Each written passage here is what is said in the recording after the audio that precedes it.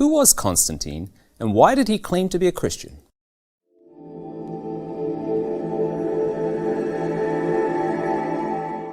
At the dawn of the 4th century, Constantine began his ascent in both power and prestige. He was proclaimed emperor in AD 306, and by AD 324 he had solidified control over the entire Roman Empire, and in the following year he called the First Council of Nicaea. This council formally established a number of doctrinal changes that had been adopted in practice over the previous 2 centuries. The nature of God and the celebration of Easter were 2 key items on the agenda. To understand the scope of this change in philosophy, we must first look back to the beginning in the 1st century. The persecution of Christians by the Roman Empire started under the rule of Emperor Nero. More than 200 years later, by the end of the 3rd century, rank persecution of Christians had become commonplace throughout the empire. Christians who refused to recant their faith and worship both the emperor and Roman pagan gods were tortured and killed. In the mid-3rd century, under the rule of Decius, an edict was issued that forced those claiming to be Christians to either worship Roman gods or face execution. Decius's religious campaign was intended to restore the empire to its former glory by uniting everyone under their ancestral religion. How then did Roman society's opinion of Christianity change so significantly to culminate in Constantine's adopting the religion? The answer to this lies in the vast changes that took place in Christian practices between the 1st and 4th century.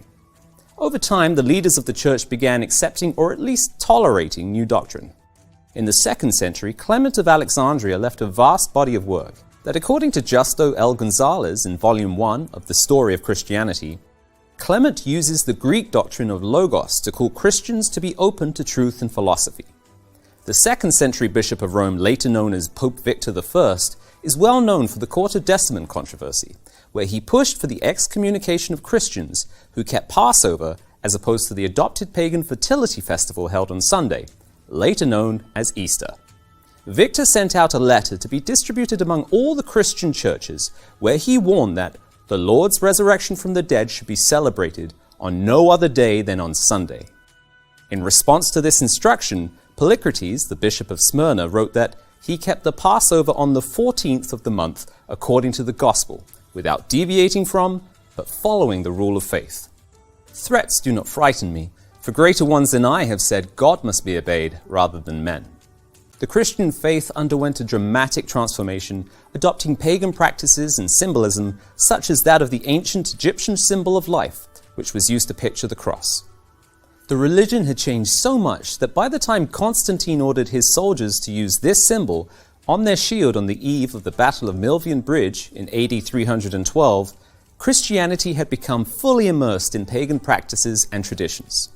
Having been raised as a pagan devotee of the unconquered sun, Constantine's adoption of the transformed Christian faith effectively blended his ancestral pagan religion with what Christianity had become. Constantine seems to have thought that the unconquered sun and the Christian God were compatible, perhaps 2 views of the same supreme deity. On March 7th, AD 321, Constantine declared that, "On the venerable day of the sun, let the magistrates and people residing in cities rest, and let all workshops be closed." Sunday worship, as opposed to Sabbath day observance, was later canonized by the Council of Laodicea in AD 363. It was Constantine who gave the stamp of approval for all the transformation that took place between the 1st and 4th centuries. Unlike Decius, who sought to unite the empire under paganism, Constantine managed to unite the empire under the guise of Christianity. He effectively set the stage for all the faux Christian practices you see emanating from Rome today. Dr. William Durant wrote in Volume 3 of The Story of Civilization, "Christianity did not destroy paganism, it adopted it. From Egypt came the ideas of a divine trinity, personal immortality of reward and punishment, the adoration of mother and child. Christianity was the last great creation of the ancient pagan world." If you have ever wondered why the Catholic Church and the Protestant offshoots observe religious events and practices that are not found in the Bible, then you only need to look to Constantine and the steady adoption of pagan idolatry to find the source. I'm Jonathan Riley for Tomorrow's World Viewpoint.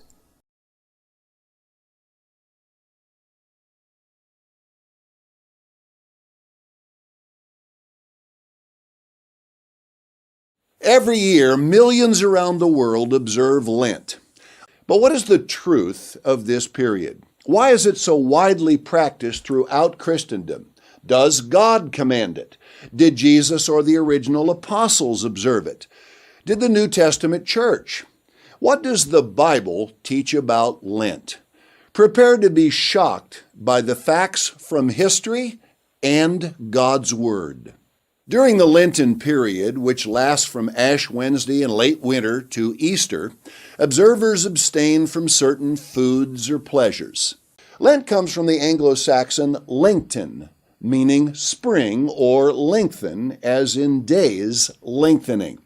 The practice came from the ancient Babylonian mystery religion. Notice this. The 40 days abstinence of Lent was directly borrowed from the worshippers of the Babylonian goddess. Among the pagans, this Lent seems to have been an indispensable preliminary to the great annual festival in commemoration of the death and resurrection of Tammuz. Tammuz was the Babylonian Messiah, an early counterfeit of Jesus Christ. The Feast of Tammuz was usually celebrated in June, also called the month of the Festival of Tammuz. Lent was held 40 days before this feast, celebrated by alternate weeping and rejoicing. This is why Lent means spring. It took place from spring to early summer. But why did the Church at Rome institute such a pagan holiday? Notice, to conciliate the pagans to nominal Christianity, Rome, pursuing its usual policy, took measures to get the Christian and pagan festivals amalgamated. And by a complicated but skillful adjustment of the calendar, shifting Lent to earlier, it was found no difficult matter, in general, to get paganism and Christianity, now far sunk in idolatry, as in so many other things, to shake hands. The Roman Church replaced the God-ordained Passover with Easter and moved the pagan feast of Tammuz to early spring, thus Christianizing it. Lent moved with it. Just before Lent, the pagans held a wild, anything-goes celebration to ensure they participated in enough debaucheries and perversities before giving them up for Lent. Today, this same celebration is known as Mardi Gras. Lent was never observed by Jesus or his apostles.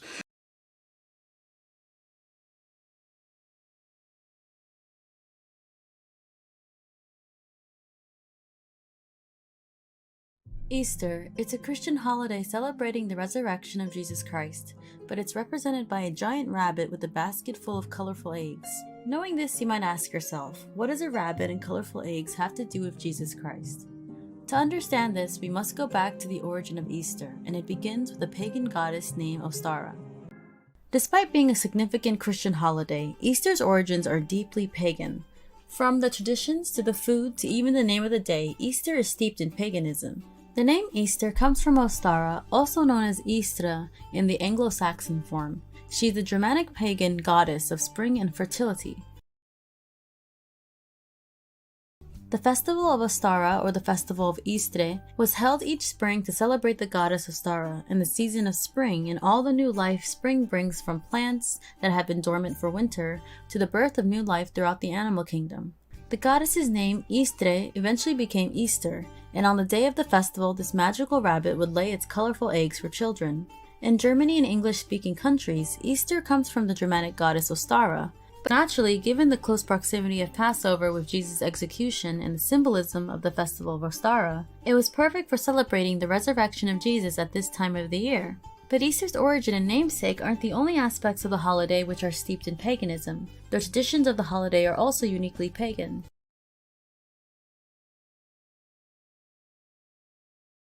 Eggs are used to represent fertility and birth in certain pagan traditions.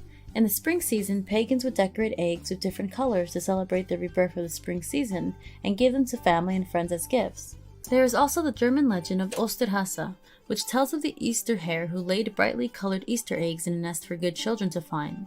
And there's the German tradition of Osterbrunnen, a custom of elaborately decorating public wells and fountains with lush greenery and Easter decorations. Villagers wanted to give thanks for the gift of water while celebrating Easter at the time and began holding competitions to see which village could decorate theirs the best. Eating ham on Easter is another pagan tradition. In pagan lore, a man named Tammuz was killed by a wild pig. To mourn him, villagers abstained from eating meat for 40 days. Then every year on the first Sunday after the first full moon, following the spring equinox, the pagans celebrated by eating a pig in honor of Tammuz, which is another pagan connection to the day Easter is celebrated. Easter Day changes from year to year because it falls on the Sunday after the first full moon in April. This is also known as a pink moon, and pagan holidays are all based on moon cycles. Baked breads, egg loaves, and boiled colored stained eggs placed in decorative crown-shaped braided breads are also traditions of pagans who baked these goods at winter's end, and tiny sweet cakes decorated with a cross were served at the annual spring festival for the goddess Ostara. Christians adapted these cakes as hot cross buns and used it to represent the cross on which Christ died. While there are many widely celebrated holidays that originated from pagan traditions, I find Easter to be so unique in its paganism because of how blatant its origins are. The name itself is after a pagan goddess. Today, Easter has become a huge commercial holiday as well as a religious event, and despite its prominence as a Christian holiday, its pagan traditions have remained.